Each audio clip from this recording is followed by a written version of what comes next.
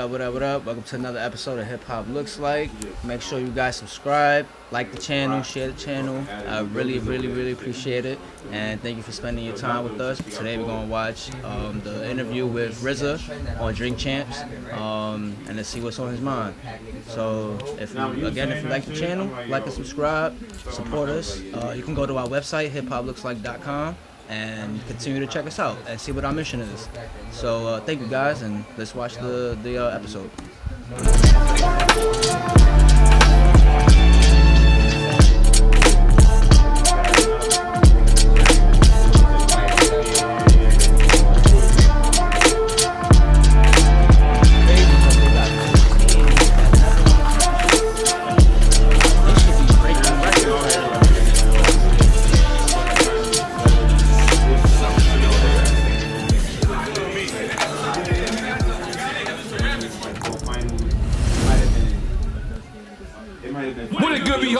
This is your boy N-O-R-E. What up, it's DJ EFN. And it's Military Crazy Raw. Yappy Hour. Make some noise!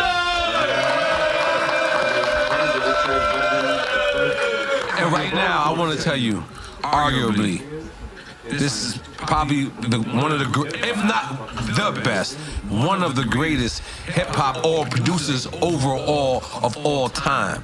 The man can make anything. He can produce movies, make scores. He can produce your producer's producer. That produces the other producer. They look up to him. He has put together one of the most legendary groups of all times. There will never be another. There was never one before, and there will never be another one after. They are the Alpha and Omega.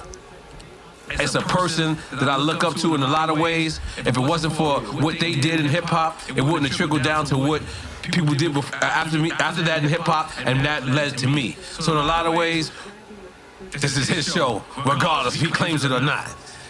In case you don't know what we're talking about Bobby motherfucking Digital, Prince Raheem, motherfucking the RZA, the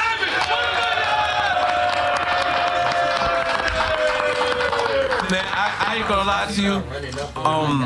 We've been trying to get you from the beginning, you know what I mean? Because of. But I'm gonna tell you something, and I know I'm bouncing around, but I'm gonna tell you something.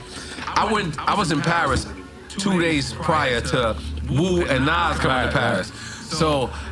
I looked at my wife and I was like, "It's no way I'm in Paris and I'm gonna leave knowing that this is coming." I was like, "We gotta stay 2 more days." So she's like, "No problem." I went and I tried to be incognito, right? Because I wanted to actually see the show as a fan. Right. When I tell you, and I'm not saying this, because I say this when they're not around. Right. That's arguably the best show, not hip hop show. The best show I've ever seen. Right? Now, let me break it down for you. Why? I'm sitting there as a fan. Steve Rifkin is trying to just grip me to the back, and I'm like, I don't want to go to the back. I actually want the regular seat. I want to sit down. And people was recognizing me. I was like, not today, motherfucker. The fans. I was like, I'm not doing it today. I'm a fan. So what I didn't know was y'all shared the stage. It's really a Wu-Tang Nas show, Nas Wu-Tang show. Right. It's not like one is opening up for each other. Right, Who came up with that idea? How did this come about?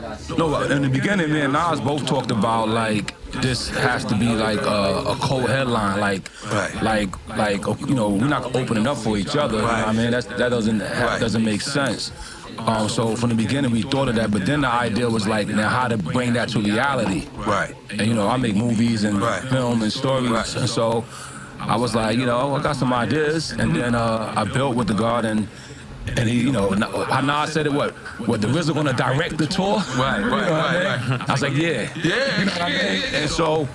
And so we just built it like that, and whoever else came involved, because Busta was on that one. Yeah. Was Busta or No, he wasn't on the Paris one. No. Okay. Because I know we had Busta and Daylight. We was rotating. Yeah, that was the next one. Right, but point being made is that no matter who came on that tour, the idea was that we're not moving as a competition with each other. We're moving as a movement. The goal is for the audience to be entertained by the hip hop culture. You know what I mean? So we're never trying to outdo each other or none of that. You know what I mean? The music, the vibe, the energy is you in Paris, we taking you back to New York. Right. You know what I mean? When we hit London, Dublin, Right.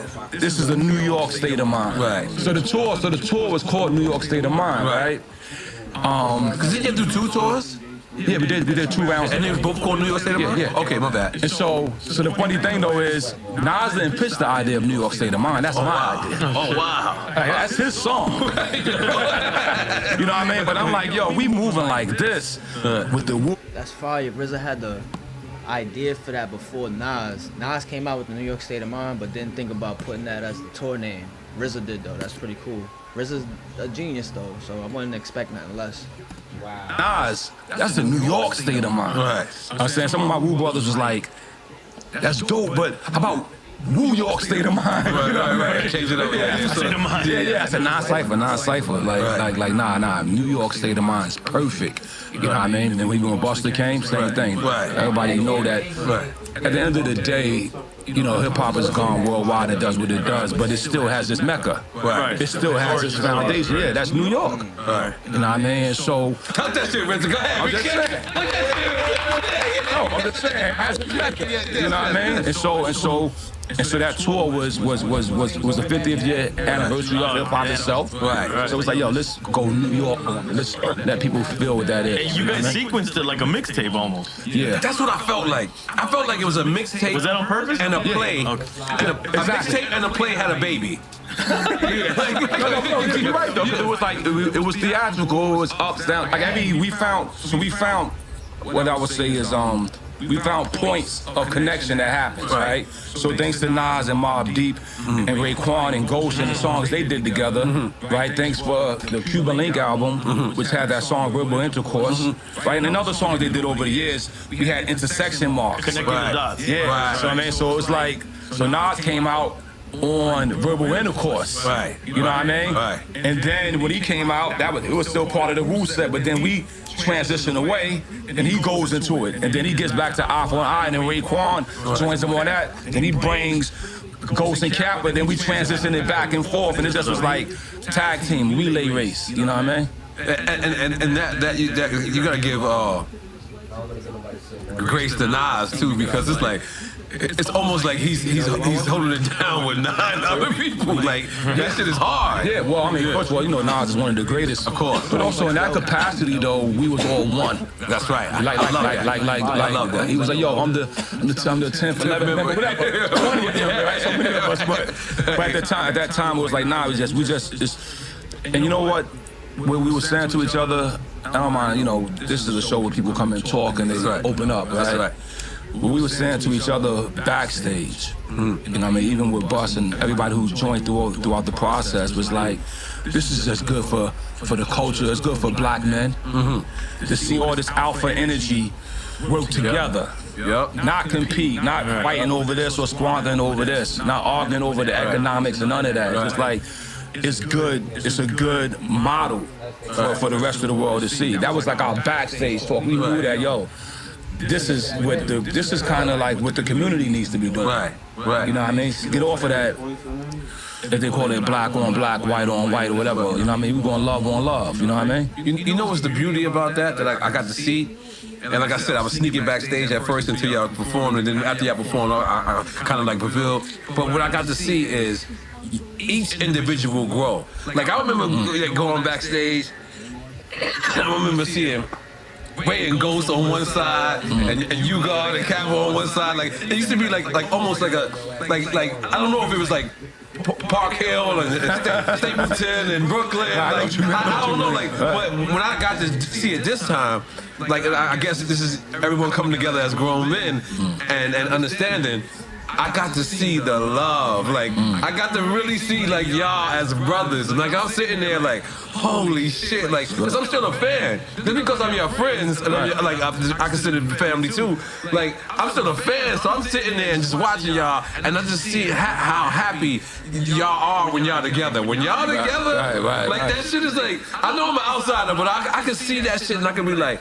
Yo, like, cause when y'all get together, do y'all reminisce of the beginning, or y'all reminisce y'all staying in the future? In the now. You never know though, you know what I mean? You know, but it's the beautiful thing. There's so much history and the history is so intertwined, right? Like you say, to the degree of, children. Like my sister got children by ghosts. You know what I mean? And, Like the family tree is crazy.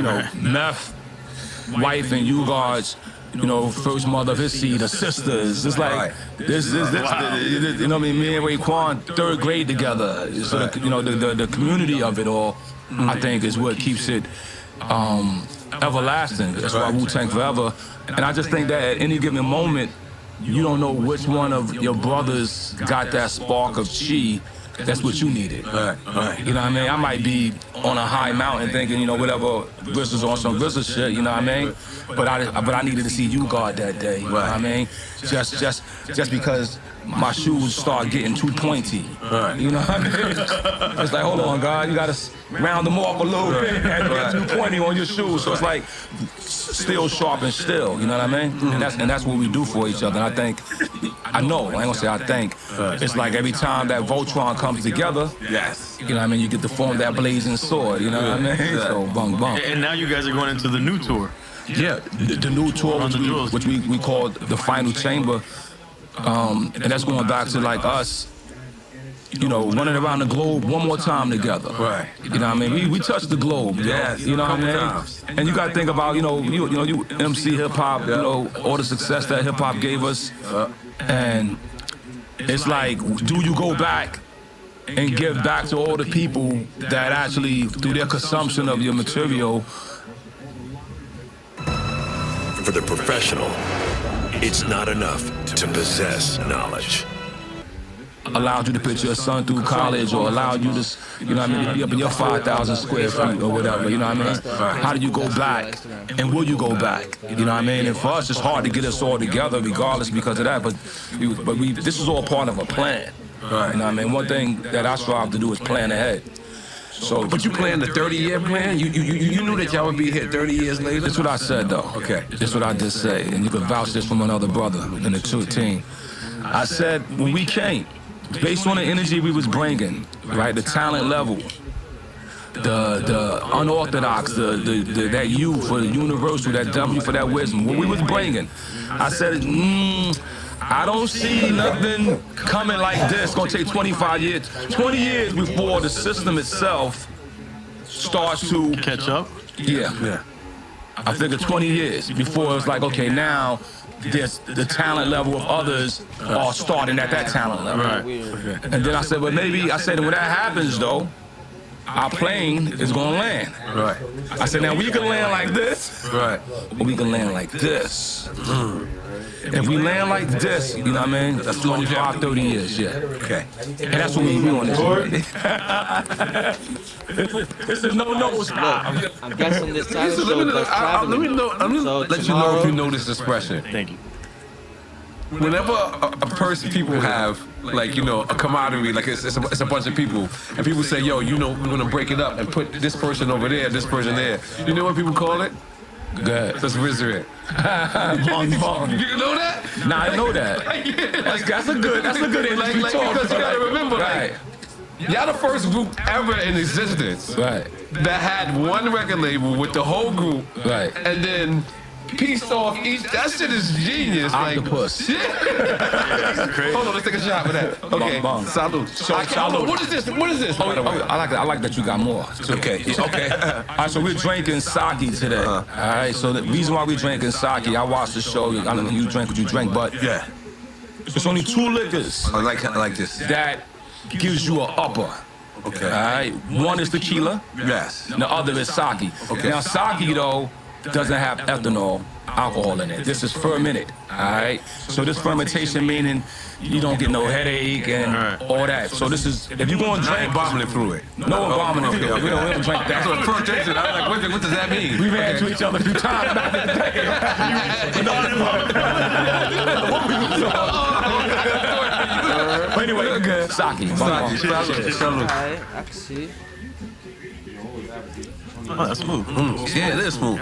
So let me ask you. Chase with that Keep it on support. ice though, but they gonna Ice. ice. Yeah. We made the ice over there, yes. The ice. Yes, we're gonna get full-fledged sake lessons it's called Heavenly Sake, right? Yeah. This particular sake, yeah. Sorry, mama. Do you want me to put the bucket here, or is it okay? How about put some ice in there and put it like that? That's right. Yeah, there you go. Like, give us that bottle service. Yeah, there you go. I'm only joking. It's all good. It's all good. So, because me, as a person, I was trying to get in the industry. I was a young kid. I'm probably like, what was it? And what year the Wu-Tang finally came out? The first album was 93. 93. Okay. I have the flyer from the first Miami show in 94. That's dope. So me, I was too young to understand. I thought all of y'all was on the same label. When people was like, "No, idiot." I mean, yeah, they really did. When the individual projects. Yes, when first off, when I see Meth on the bus, what was that? Bring the Pain. Yeah. Now, Bring the Pain wasn't on 36 chambers, right? That was his old shit, right? Def Jam. Yes. Def Jam. I was confused because I'm like, why they ain't got that logo? What the? Right. The loud logo, right? The With the loud logo, headphones. yeah. Right. So. This is. I swear to God, I don't even think I'm asking this for the fans. I think I'm asking this for myself. But what made you say, you know what? Everyone puts what's that shit? Put their peas in the same bucket, or All your eggs in one eggs basket. in one basket. That's what I meant. So what made you say? Was that the plan, or is that how it developed? It was the plan, as well as the evolution of the plan. So what I mean by that is that, at the end of the day, we all, how can I put it? I don't like to talk too much about the street hustle side of things, right? But coming from a street hustle, right? What you need mostly in the street hustle is what? A connect. All right? So once you got the connect, then you could kind of be up in the building, right? So Loud is the connect. Right. Right, so Loud, at the time, Steve Rifkin, of course, being an intelligent executive, one of the best executives, because Steve Rifkin was an executive that didn't interfere with the art. Right. His job was to market it and do it. Your job And he was a young dude at the time into hip hop. yeah, but your job was to cook it. His job was to serve it. Right. You know what I mean? But he didn't have the at the time the business couldn't sustain all of us. Right. We knew that you couldn't take this, even if somebody would have threw an M, and hip hop wasn't getting no M's back then. Right. But even an M ain't gonna feed this whole family. Right. Yeah. Right. So the idea was like, well, let's make the connect with him, okay? Make that a piece of business, but then make connects with other partners throughout the industry, right? So that we can first economically be able to maintain the organization. And then, so that's the economic decision. The creative decision was this. So I'm a guy in the industry that came through the industry and failed, right? According to how you would say success would be. With Prince Rakeem.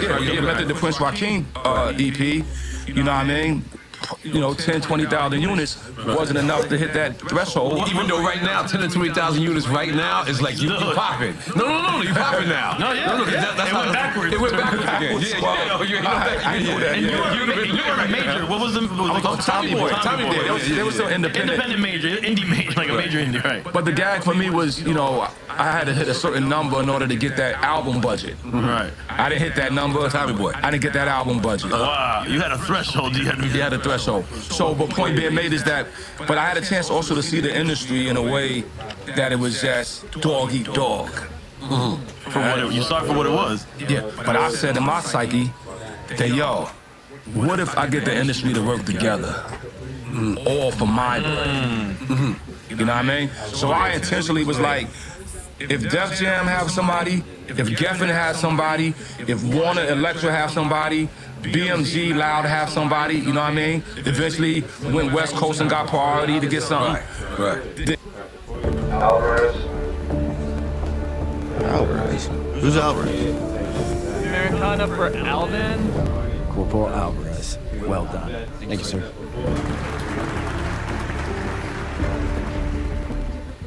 The industry is almost unintentionally Working on your behalf. working on the behalf of Wu-Tang. Right.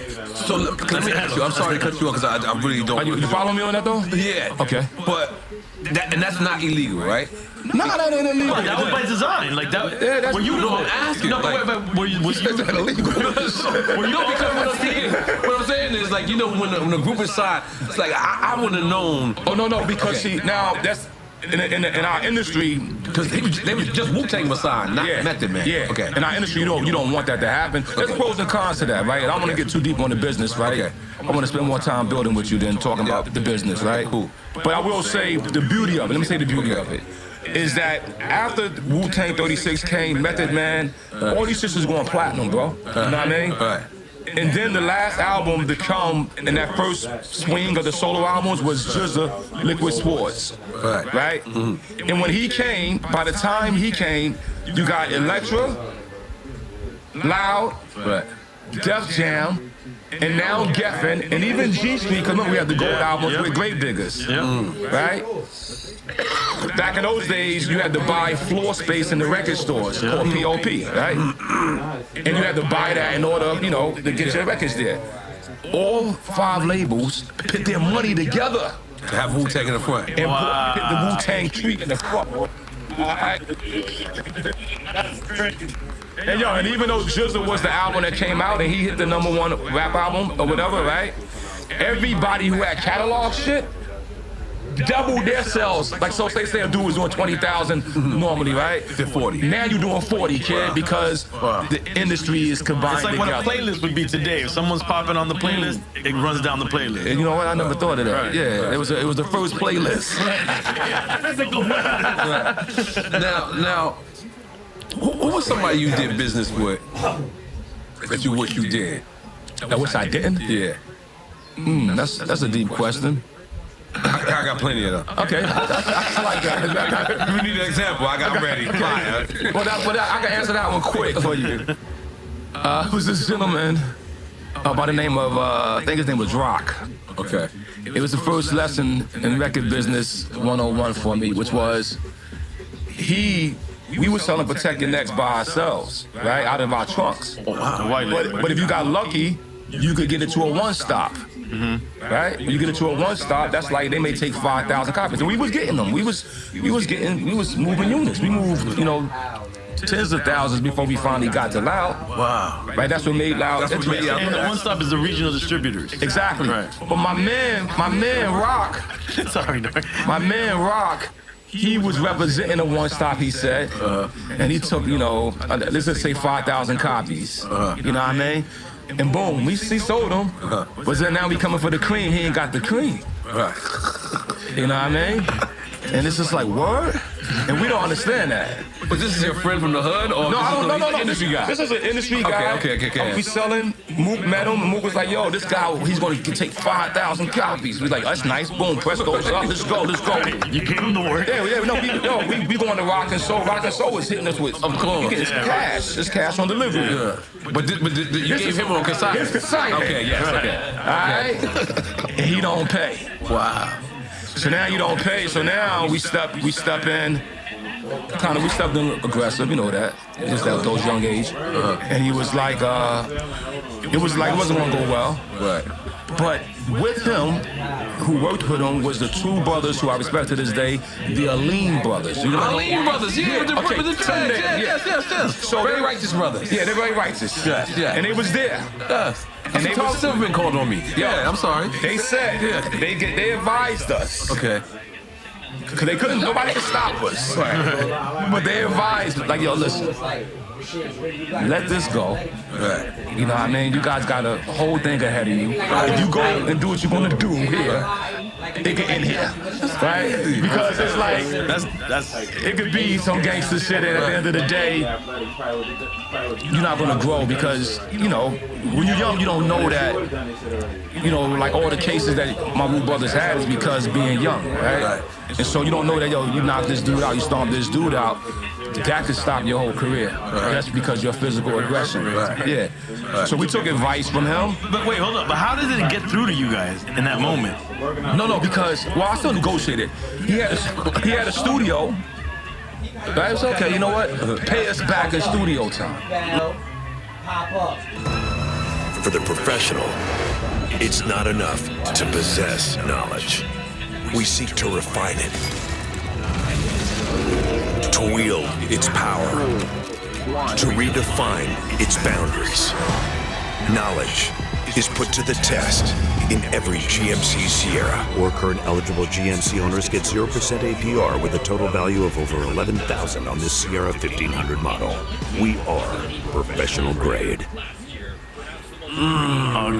So we had we found we call it a diplomatic solution, which was pay us back in studio, and they did.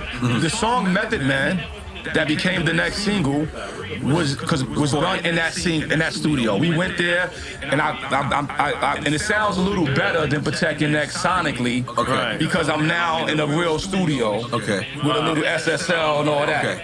So it had this explains a lot. The way sonically.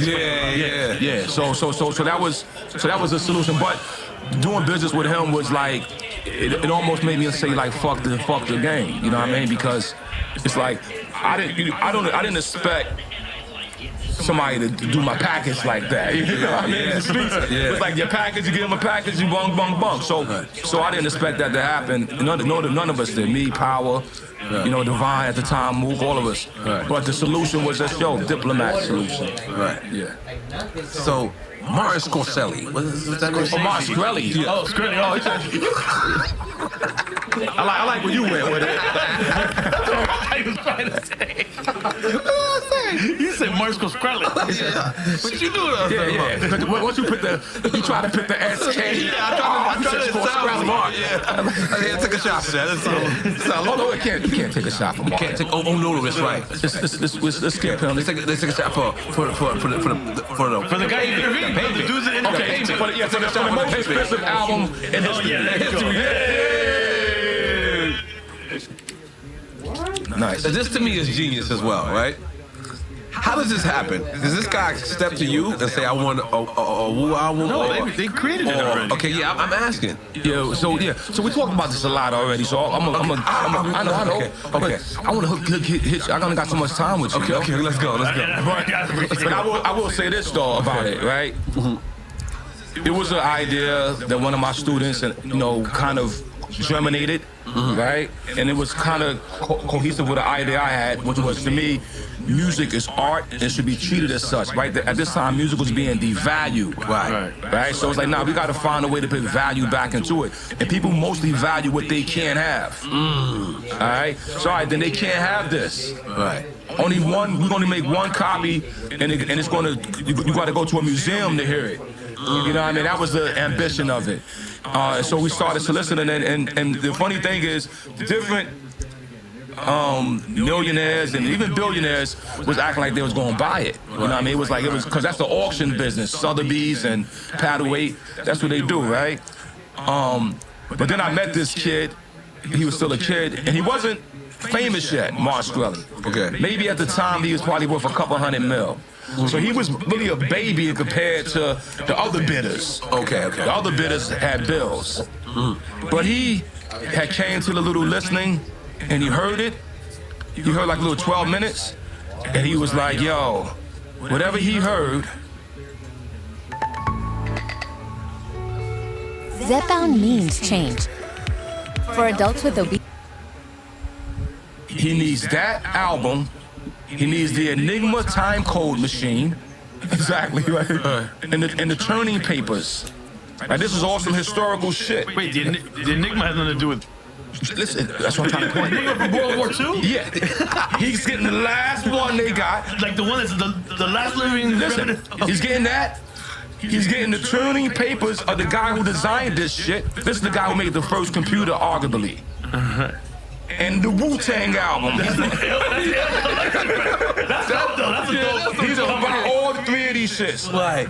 And so I said, yo, this album is like, all albums like our babies. You know what I mean? So you got to be treating this thing with the highest respect. And that's when he told me I'm going to do all that. And when he get all three of these things, he said he's going to become like a powerful man in the world. Right. I was like, wait. You know what I mean? Bung. And I didn't hear about them other things. No. Okay. And so he does it, right? And I kind of make the deal with him, right? Then I'm home, my wife and shit, we chilling. She knows about it and all that. And then he's on the news.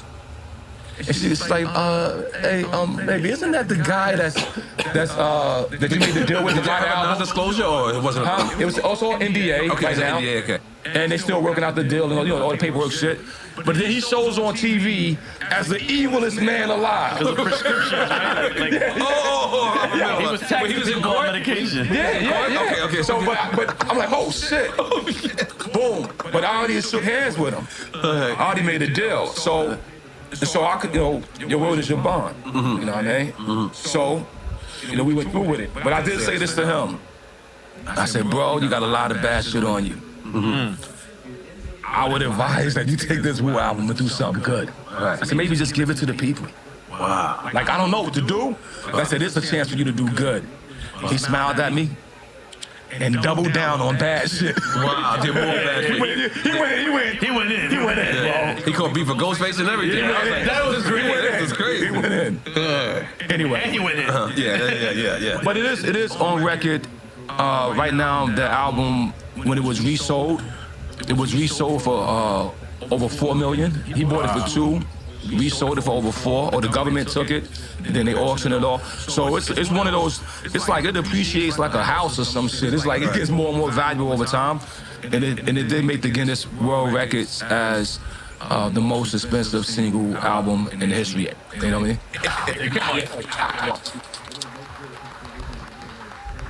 You said something earlier. You said give it to the people. Is that an option in the contract that they could actually give it to you? You could give it, you can't sell it. You can't sell it. Oh, yeah. But the government didn't make that contract with you, so they could auction it. Well, the government, no.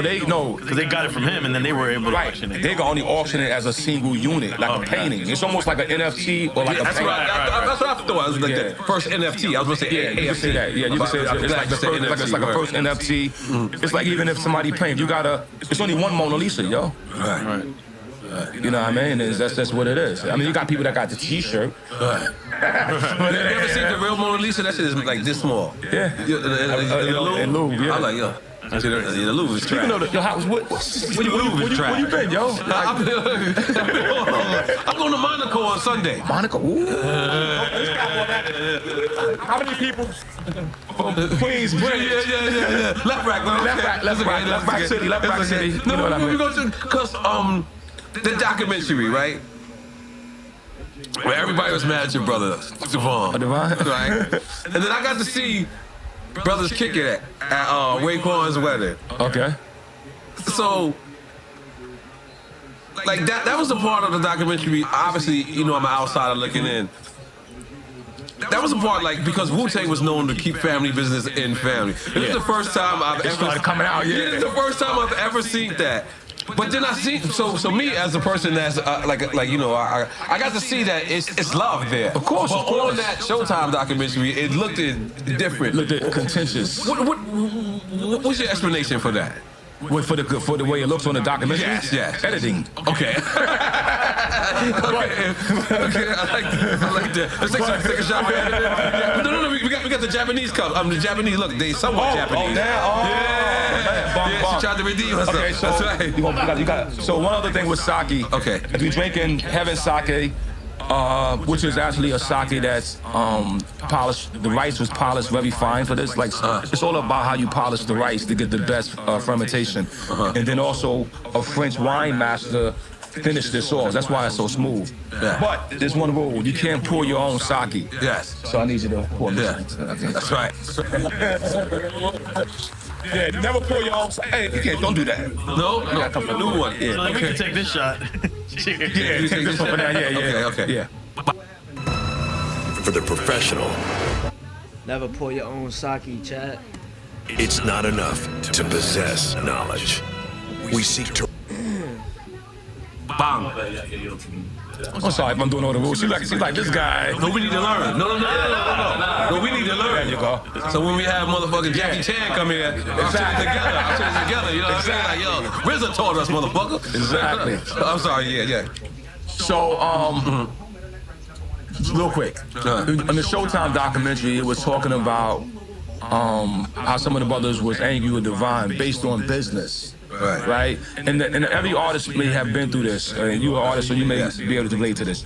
So the argument with Divine was saying the Ghostface was, yo, Ghost said, if I make $1 million, how much you get? Right? I think Devon said, 20%, 10, 20, maybe 10%, because we kept that modest. Most managers take 20% of your money. Right. Your agent takes 10%. Right. If you make an M, 30% is gone. Right. Right? And Ghost said, nah, fuck that. I want my whole M. So what happens is the artists don't realize that your art definitely creates value, but it's music business. Right. And so the business side has to go in, and what feeds that? So if a manager's only getting 10%, you know what I mean? You getting 900,000. Right? You may want your whole joint, but it's like, this is business. Right. And so when you're in that business position, in a way, you're looked down upon in a way, right? Because the artist is thinking like, yo, I signed for $1 million. Where's my million? It's like, nah, yo. And to forget what the manager taking, what the agent take. And the lawyers, too. The lawyer, my man Uncle Sam, and I ain't talking about Sam Jackson. Yeah. We know that coming in like, it's right? chopping it down. So Devon has always been the business savvy one of us. So when he got out of the system, right? He got a job at the World Trade Center, cleaning carpets. But he was reading all that shit. You know what I mean? So he was studying all that shit. So he was doing QuickBooks. I'm making beats on my computer. He's doing accounting shit. He's learning managing shit. You know what I mean? And his deal, if you go back and you check, and I'm not just bigging him up because he's my brother, but if you go back and you check, every company besides Wu-Tang Production. So Wu-Tang Production, I started that myself personally. Took my last 10 G's. I had a choice. I'll share this with you. I had a choice, bro. Me and Tony had $20,000, right?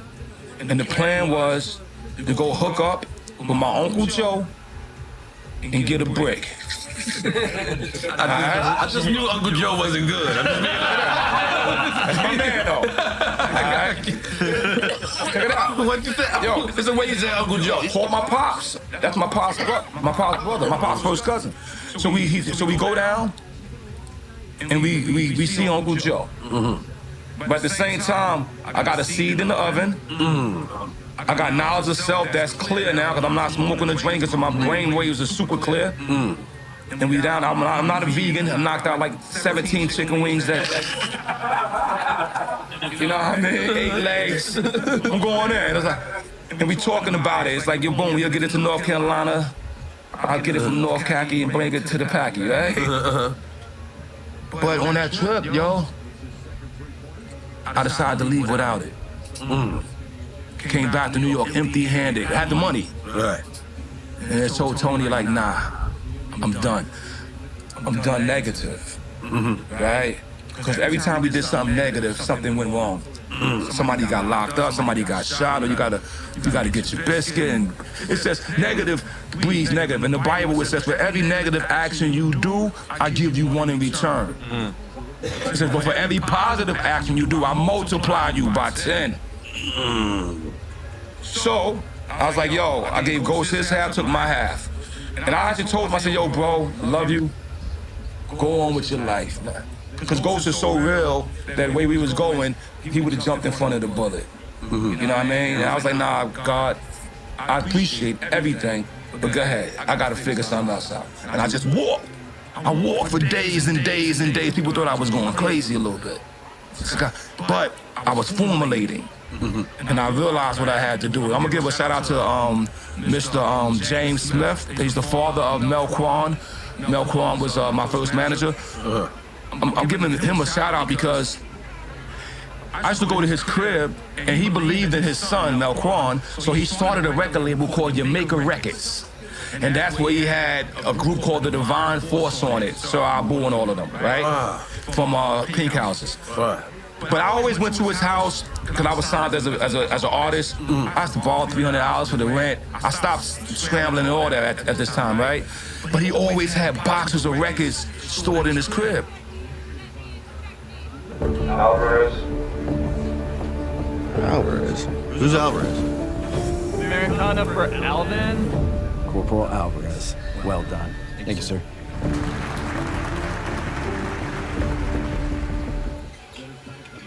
And I realized that the record company was his house. The brownstone was the label. Oh, wow. So I took my 10 G's and went and sat down with him. Played a few games of chess and said, I want to start a company. He said, yo, you go talk to Mr. Warren. Mr. Warren will help you. I went to talk to Mr. Bill Warren. We formed the Wu-Tang production. I put the money in the lawyer, put the money in the bank, formed the company, formed contracts, and then took this idea and stepped to my brothers like, yo, this is the plan. So before you formed the company, you didn't have them fully signed to you? No. So you had to go to them and convince them that That was the foundation. Okay, First I had to form a company. That's hard. And then I ain't gonna say convince my brothers. I would say to advise my brothers. Right. Because you was gonna go anyway, whether they count you or not. Yeah, okay. I'm going. Straight up. You know what I mean? But let's go together. Right. You know what I mean? So look, by myself, at the end of the day, no disrespect to nobody, and I'm a guaranteed gold artist. Right. I got gold Bobby Digitals, gold Grave Diggers. Right. With my Wu-Tang brother, I'm multi-platinum. Right, exactly. You know what I mean? So you knew that? You knew that? Yeah, by myself, but together, the community eats. Right. Look how many families eat off of this fucking tree, yo. You know what I mean? Yeah. So I wanted to share that piece with you because What was the date that you made the company? Like around what year? this is partly, the company is 92. Okay. Right? And then Protect Your Neck comes out. I make the company first. And then after the company started gearing up equipment, went and got Power to join me, help gear up equipment. Gave him a divine control of management. Right, told him nobody takes nobody's publishing. Publishing always stay with the artist. I read the book. You know what I mean? Right.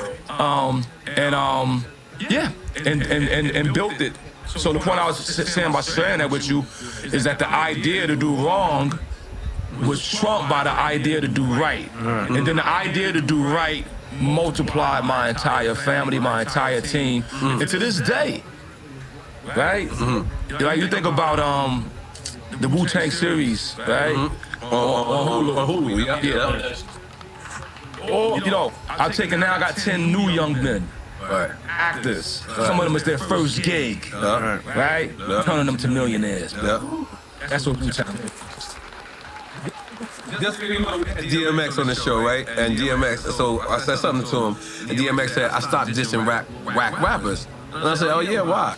And he said, because every one rapper can feed 16 families. So just think about that. Right. Think about what you did. Right. Like, Imagine if X Theory is right. Right. Just think about it. Yeah, you funded a whole village, a whole town, a whole city. At least Connecticut. No bullshit, though. No bullshit. I mean, you can argue that Wu-Tang had its own economy. You created an economy that was Wu-Tang. Yeah. Nah, that's crazy. So let me tell you a story. That's funny, right? I met you one time at the Wu store. Okay. I came to a opening, and then I think one time in Mystic Studios in Staten Island. Staten Island, yeah. Right.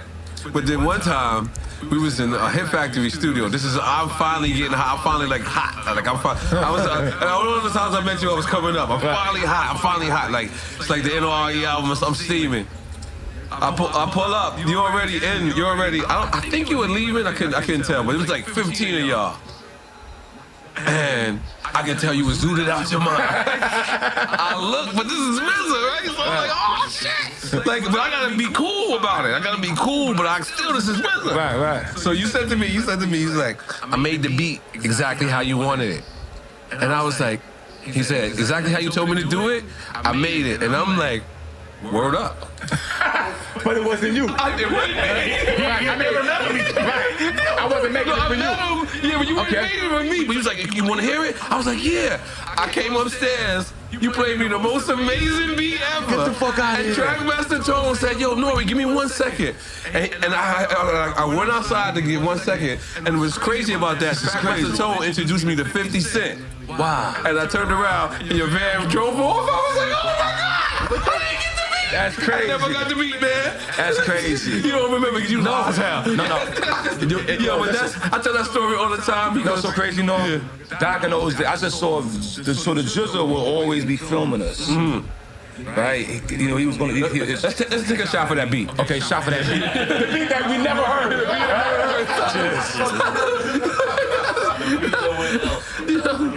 Hey, yo, bro. Yeah. I realize this is really good though, by the way. It's good, right? Hold on, because at first I was gonna like it whether because you're racing, you know what I'm saying? Like I was gonna roll with you no matter what. I was with the program. No. I was with the program. But this is actually good. No. This is especially if you drink it in the daytime. Right. You could drink this at lunch and still go back to the office. Because you said this is an upper. It's an upper, exactly. We're not getting soggy face here. Okay, yeah. You know what I mean? We getting like this big back. Right. I'm not gonna lie. You know what I mean? What's up with the rewind? I mean, you know what I'm saying? You gotta die a little bit, you know what I mean? No, that's what it's dope. To live a little bit, sometimes you gotta die a little bit, you know what I mean? You die a little bit. You die a little bit to live a lot, man. You know what I mean? For the professional, it's not enough to possess knowledge. We seek to refine it, to wield its power, to redefine its boundaries. Knowledge. So you know what? See, gray hair is like colonists. Okay. Colonists trying to make it. Yeah, like a colonist. Fucking me up. Yeah, fucking me up. They done invaded your whole continent. But you know what? You probably as an artist, right? And you're an artist, of course, right? But I think I gotta say this and shit. I think like when you're thinking about like our image, our look, and all that. I don't know, like as an artist, you kind of almost like have a responsibility to try to keep your physical and everything almost the same if you can, because like that's the image of that's your commodity. Right. You know what I mean? If you look at this box right here, I mean, you got the smile and shit. I mean, it's business right here. You know what I mean? It's business. And it's beautiful. I'm proud of you. Gotta see a couple of boxes. You are good. I told him, I said I got RZA here. I'm trying to get RZA down with the crew. You know what I'm saying? Come on, goddamn it. So I want to go in the box. We fucking with you. But hold on, let me switch the subject for a little bit. Acting. One of my favorite roles you did is with what's that shit? When Adam Sandler's sick, and you in the Funny People. Funny People. Yeah, that. Like, is acting something that attracted you to that world, or is it scoring the movies that brought you there? Yeah, no, I wasn't like. I didn't forecast myself being an actor. Right? I forecasted, being an actor is almost a dream, right? We kids watching TV. It's unattainable almost. Yeah, you don't think you're gonna be on that silver screen. But what happened, I think, for me, and the fortunate was when I was scoring movies, I had a chance. I got this gentleman name usually don't give good chi.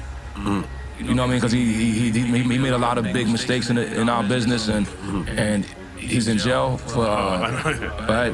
But you know what I'm talking about, right? Yeah. But he met me when I was scoring Kill Bill. Right. And he saw my charisma as a person. Tarantino shit. Yeah, so he saw that I had like a magnetism. Like an actor has to have a magnetism, I think. And then he was doing this movie called Derailed. It was him and this other producer named Lorenzo de Beauvoir. Damn, Lorenzo, I messed up.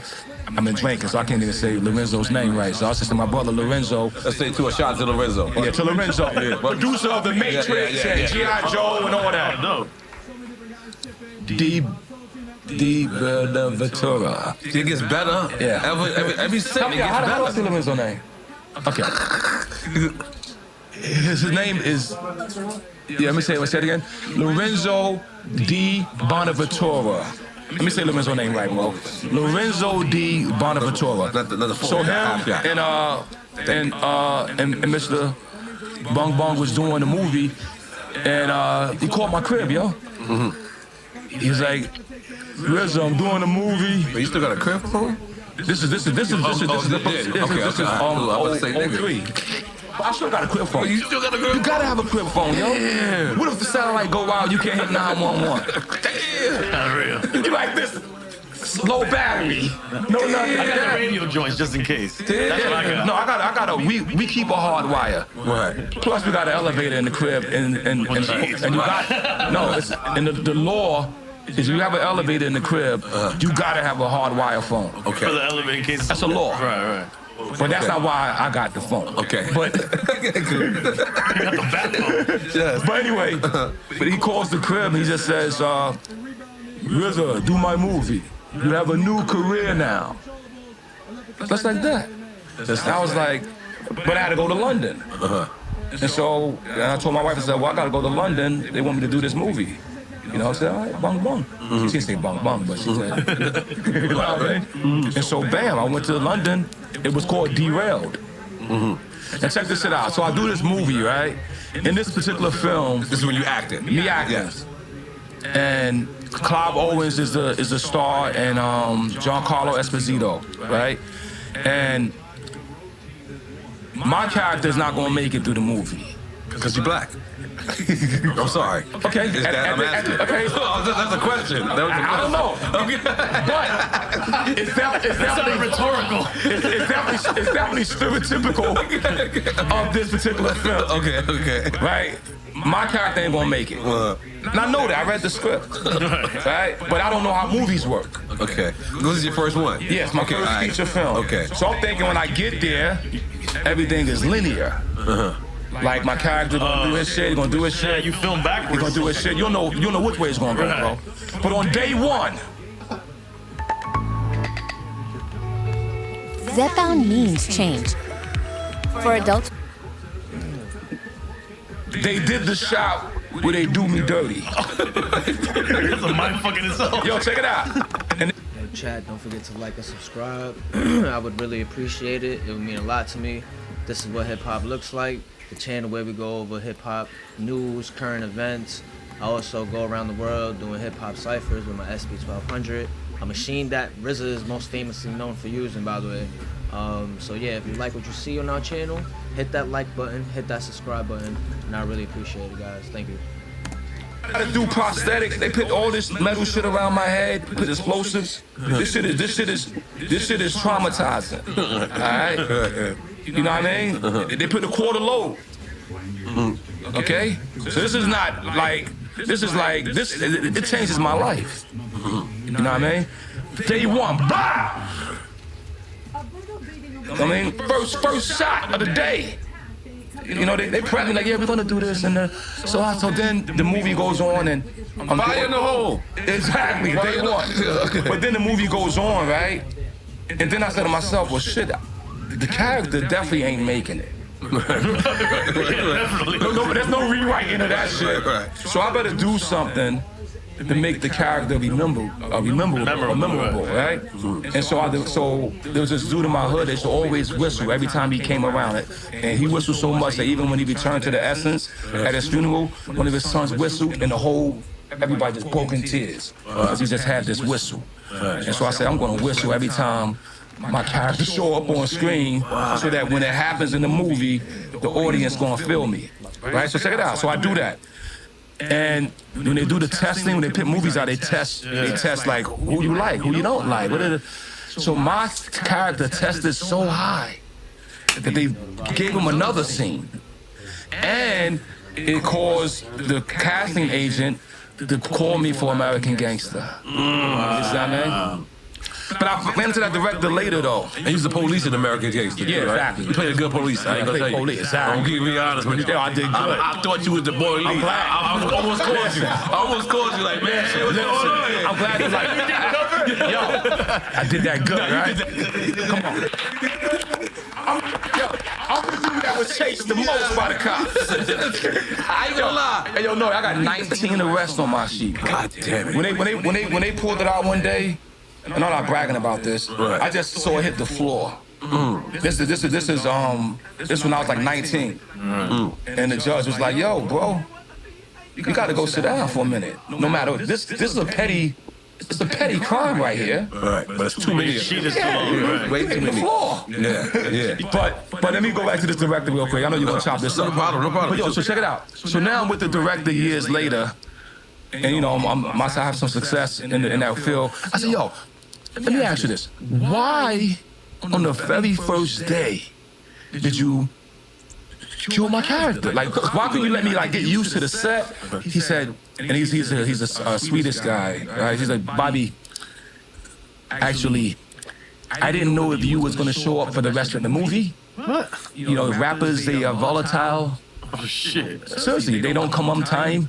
So I knew I needed that shot. Oh shit. And once I got that, I say whatever he do from here, I could cut around. Oh, that's crazy. But no, but that was a stigma for us. Right. You gotta think about it. Hip hop comes to Hollywood. The trailers smell. I mean, I'm saying when I realized that, I made it my business, right? Because I'm notoriously known for being late. I made it my business not to be. I made it my business to start being a reliable entity for all of us, so that when they call somebody, they know that no, they okay. You know what I mean? They'll show up, because a lot of hip hoppers, when we was coming to the film, we bought our hip hop. So we didn't really have the respect for time. Oh, it's different. Anyway, bong. Right, nah, goddamn, let's read some stories back. You can't get sick. I want to go and dive into Gravediggers. Copy. Can you, like, what spawned that project? Was it already something in your mind in the Wu-Tang beginnings? No, the Gravediggers is a brainchild of Prince Paul. Okay. So the Gravediggers, Prince Paul, super producer. Hold on, let's toast Prince Paul. No, Prince Paul is amazing. He's a genius. Toast. He's a genius. I don't think he get enough. You know, now we need him on drinks. Yeah. Because was Gravediggers? I'm sorry, I'm rushing the question, but was Gravediggers considered the first horror rap? Considered, yeah. Okay. Were you considering it that, like, horrorcore? Was it a thing to you guys doing that? No, I think, like, we don't name our shit. We didn't even name hip hop. The media called it horrorcore. The media called it hardcore. We don't name it, you know that. But it was his brainchild. He worked on Tommy Boy. With De La. He had a lot of success and things like that. Right. Look, I met Prince Paul when I was doing Prince Rakim. The hi-hats on my first single was done by Prince Paul. I never used to use hi-hats. Even some of the Wu, you go, well, this dude ain't put the hi-hats in. Right? Paul was... I am an American soldier. I'm a warrior and a member of a team. I will never accept defeat. I am an American soldier.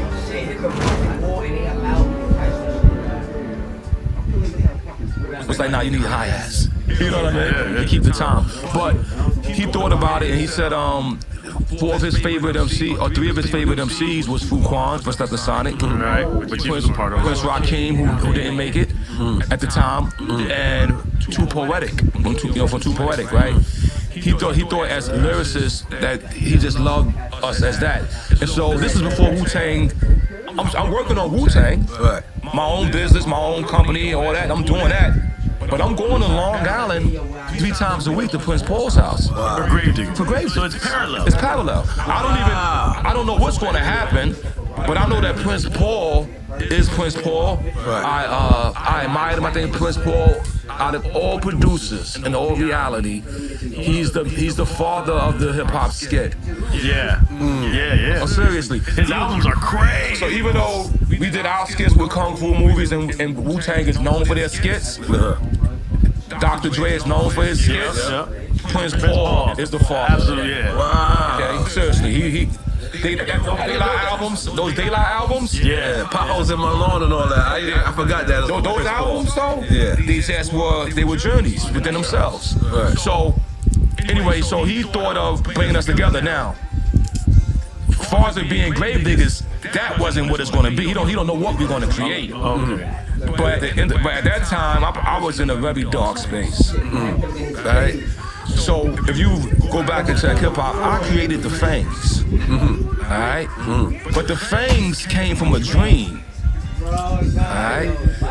When I was young, 9 to 10 years old, nigga, the vampires kidnapped me. Okay, they threw me in a bag. And they carried me, and the dude had a crazy dog with him too. His dog was silver. Imagine a silver dog. Right. And he was vicious, yo. With a vampire. With a vampire. Like, yeah. I like the vampire women. You know what I mean? Because I like vampire women.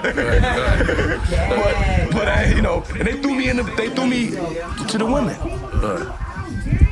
And then when I became a vampire, I had metal teeth. And so now I'm doing this shit like, I got it. I want to bring that shit to reality. You know what I mean? And so I told the jeweler, make the fangs. We going Grave Diggers, we going Resurrector. So me, Paul, Fuquan, and Poetic, you know, we brainstormed on it, and we thought about what it's going to be. We said, yo, the Grave Diggers. But the Grave Diggers had another context. It was like, why be a grave digger? Well, according to Malcolm X, it said our people are mentally dead. So if our people are mentally dead, that means we gotta dig them back up and bring them to life. So that's why you see the pick, the sickle, and the shovel. The sickle cuts the grass, the pick breaks the wood, and the shovel digs them up. You got the Grim Reaper, the Gatekeeper, the Undertaker, and me. I bring you back to life. The Resurrector brings it back to life. I want to say, just to reiterate, I think what's dope is that it was parallel to Wu-Tang. It wasn't like Prince Paul came in and said, oh, because of Wu-Tang, let's do that. It was parallel, and it worked out beautifully. It worked out beautifully, yeah. It looked like, from the outside looking in, it looked like Grave Diggers came after Wu-Tang. Nah, it was parallel. And even that second album, when we did Wu-Tang Forever, we had the whole studio complex, American Studio in California. Yeah. So we did both albums at the same time. This album and Wu-Tang Forever is done at the exact same time. I got everybody living at the Oakwoods in Cali. Yeah. So we got 20, 30 apartments in the Oakwoods. Grave Diggers fly in, entire Wu fly in, Sons of Man fly in, and we just Killer Priest flies in. We just in the studio, just making music, and then Wu-Tang Forever becomes the album, and the Grave Diggers become the album. And to be fair, Prince Paul was already a legend too. Super legend. And Fuquan, yeah. Fuquan made that. And ain't nothing like hip hop music. That's Fuquan. Yeah. So, listen, we want you to know our show is about giving people their flowers where they can smell them, their thoughts where they can tell them. They things where they can dig them, and they drinks where they can drink them. Yeah.